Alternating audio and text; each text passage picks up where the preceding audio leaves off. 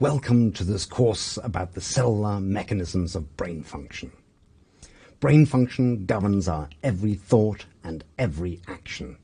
Activity in our brain allows us to perceive the world and learn from our experiences. So how does the brain do that? This course aims for a causal and mechanistic explanation of brain function at the level of the brain's irreducible components, its neurons and synapses. The neurons are the excitable cells of the brain, and the synapses are the specializations where the neurons communicate with each other. In the same way that Newtonian and quantum mechanics provide equations for the laws of physics, here we seek the underlying laws governing neuronal activity, the biophysics of brain function. However, in contrast to physics, neuroscience is still a very young field.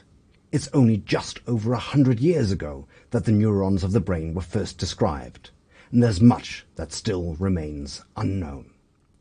Neuroscience is now undergoing a revolution with an ever-increasing speed of discovery, driven by new techniques and exciting hypotheses that are continuously being developed.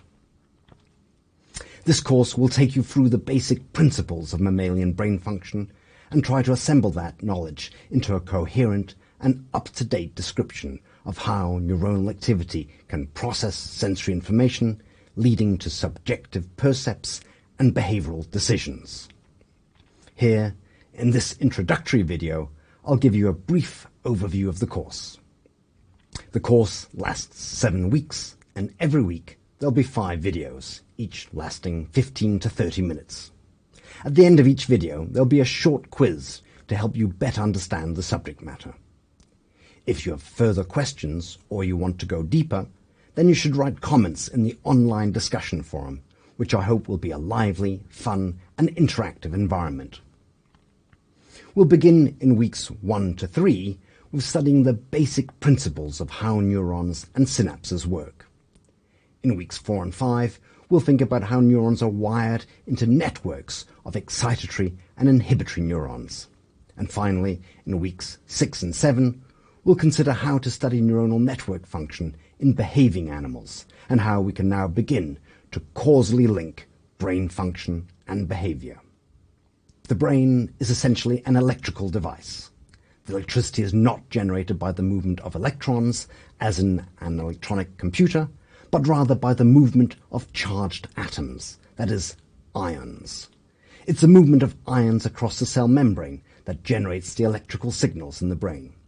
These ionic currents flow across the elongated neuronal structures, and at synapses, these electrical signals are converted into the release of chemical messages, so-called neurotransmitters, that affect specific target neurons. After this introductory video, there are 4 further videos of week 1. We'll discuss the lipid bilayer of the cell membrane that electrically acts as a capacitor, and we'll also discuss the protein ion channels that allow transport of specific ions across the cell membrane.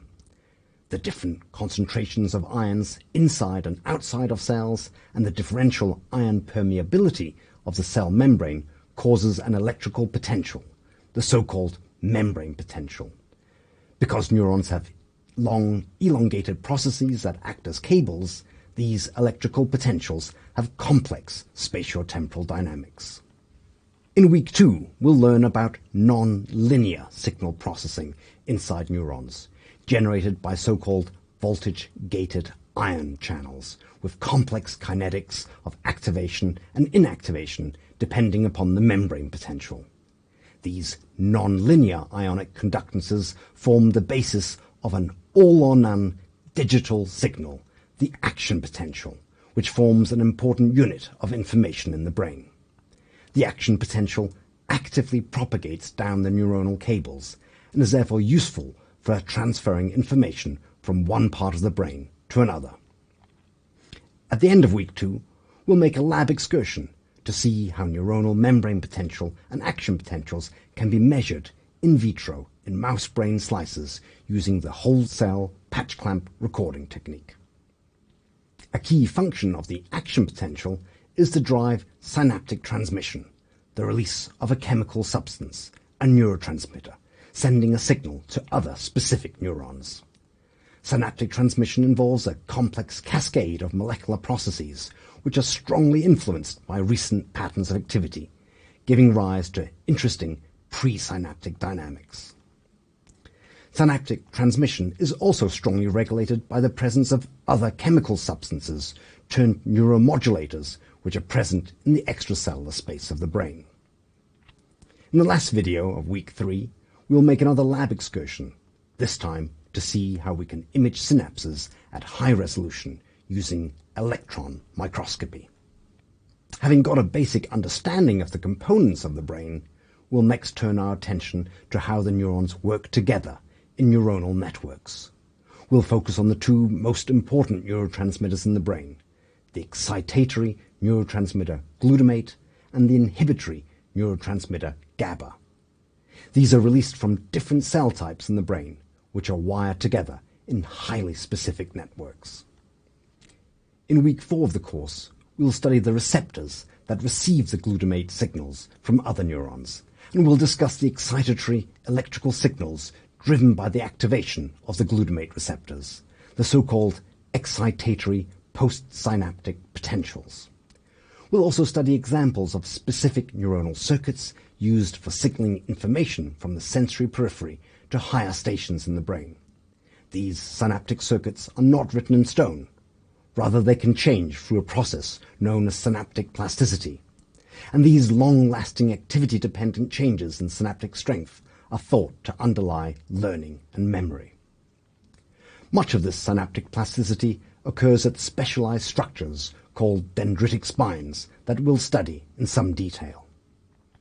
Whereas the neurotransmitter glutamate drives excitation of the neurons, the neurotransmitter GABA inhibits neurons. Neuronal networks therefore work through a dynamic process of integrating excitatory glutamatergic signals with inhibitory GABAergic signals. We'll study the synaptic conductances evoked by GABA and some specific neuronal circuits in the brain that use GABA. In addition, we'll introduce the field of neuropharmacology in the context of benzodiazepines, which act specifically at GABA receptors and are widely used as an anxiolytic medication. Neuropharmacology is of obvious importance because it provides the simplest means of treating brain disorders. The purpose of the brain is to govern behavior. So in order to understand brain function, we need to correlate and control neuronal activity in living animals during quantified behavior. This is an important challenge for modern integrative neuroscience, and solving this will provide causal and mechanistic insight into deep questions about how our brains work. Breakthroughs in linking neuronal activity to behavior will also form the foundations necessary for developing rational therapies to treat the many brain diseases. Up to this point in the course, we will largely have covered principles of neuroscience derived from reduced in vitro preparations.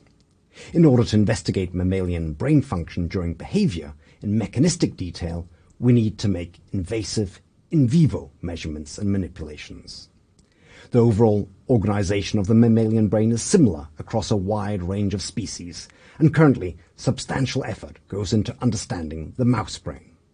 What we learn from studying the mouse brain will in many cases likely be directly analogous to what happens in the human brain. We'll describe techniques for optical imaging of the mouse brain, resolving signals at millisecond temporal resolution and with cellular and subcellular spatial resolution.